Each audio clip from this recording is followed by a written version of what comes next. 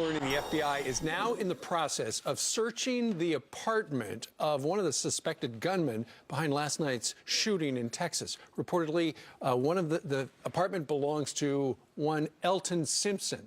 So what are they looking for there? Let's talk to former senior military intel officer on the FBI National Task Force, Stephen Rogers. Good morning to you. Good morning to you. All right, so they're looking through this guy's apartment in Phoenix. Apparently, he is believed to be the guy who had the Twitter message, hashtag Texas attack, about a half an hour before the Texas attack. What they're going to do is connect all the dots worldwide. This information is going to go to every police department around the world. They're going to see who he's connected to, who's communicated with him, and if they were carrying out orders. All right. We have a name, two different sources are using it. It's Elton Simpson. So we also know that they're looking for a second suspect, and as we had our own Casey Stiegel say, could have been his roommate. Well, it could have been. But the fact of the matter is that this was a terrorist attack. There's no playing games with the words. And as I shared with you earlier... What makes you think terror attack is because the backpacks and the AK-47s? Backpacks, AK-47s, and the timing was very important. This was supposed to be a catastrophic event, killing many people. You don't think a lone wolf could do that? No, I don't think so. Credit to the police department there for stepping up and averting this attack. But what message was sent to the White House here? I believe last night a message was sent to the President of the United States.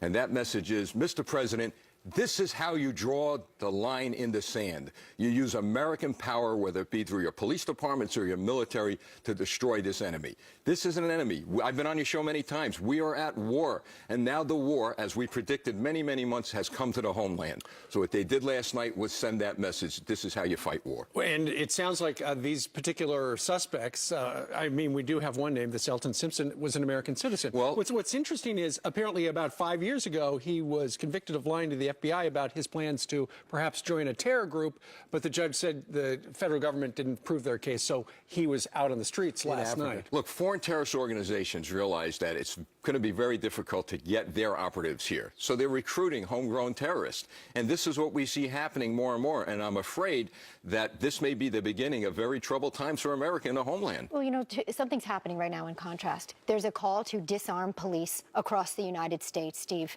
And at the same time, we're seeing how their efforts averted what could have been, as you said, a catastrophic mass murder.